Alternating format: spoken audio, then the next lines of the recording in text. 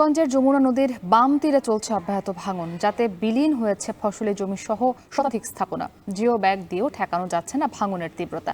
এ নিয়ে আরও জানাতে দেওয়ানগঞ্জের যমুনা নদীর তীর থেকে যুক্ত হয়েছেন জুয়েল রানা। জুয়েল, নদী ভাঙনে এখন পর্যন্ত কি পরিমাণে ক্ষয়ক্ষতি হয়েছে এবং ভাঙন রোধে কি ধরনের পদক্ষেপ নিয়েছে পানি উন্নয়ন বোর্ড?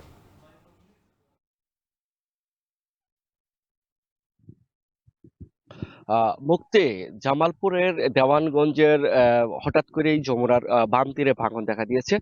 আর পানি উন্নয়ন বোর্ড এই মুহূর্তে ভাঙন রোধে 10,000 দুটি প্রকল্পের মধ্যে 10,000 জিও ব্যাগ ডাম্পিং কার্যক্রম শুরু হচ্ছে। এতে করে কিন্তু এই এলাকার একেবারেই একেবারেই তুলনাহীনভাবে যে পরিমাণ যে ভাঙন শুরু হচ্ছে, অর্থাৎ 5 কিলোমিটার এলাকা জুড়ে যে নদী ভাঙন শুরু হচ্ছে, এতে করে এই জিও ব্যাগ ডাম্পিং দিয়ে কিন্তু এটি রোধ করা সম্ভব না। ইতিমধ্যেই পানি উন্নয়ন বোর্ড এমনকি স্থানীয় যে প্রশাসন আছে, তাদের তথ্য মতে প্রায় 5 কিলোমিটার এলাকা জুড়ে ভাঙন শুরু হচ্ছে। দেওয়ানগঞ্জের খোলাবাড়ি, মাগুরিহাট, এরেন্দাবাড়ি যে এলাকাগুলো আছে, সেই এলাকায় বাম তীরে ভাঙন শুরু হচ্ছে। ইতিমধ্যে এই ভাঙন এর কবলে পড়েছে প্রায় শতাধিক বসত ভিটা, ফসলি জমি নদীগর্ভে বিলীন হয়েছে, অর্থাৎ এখনো অব্যাহত ভাঙন হচ্ছে।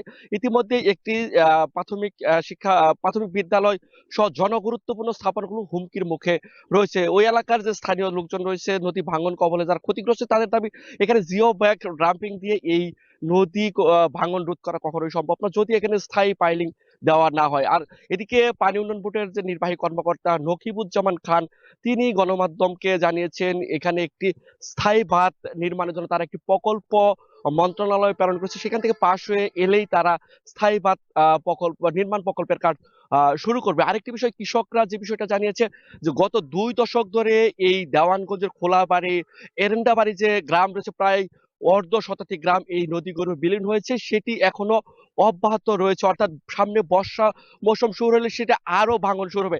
এই ছিল জামালপুর থেকে আমার কাছে নদী ভাঙনের সবশেষ তথ্য। মুক্তি। জুয়েল রানা যুক্ত ছিলেন জামালপুর থেকে। কাজ হোক যাই, সাথে এক্সপার্ট চাই না।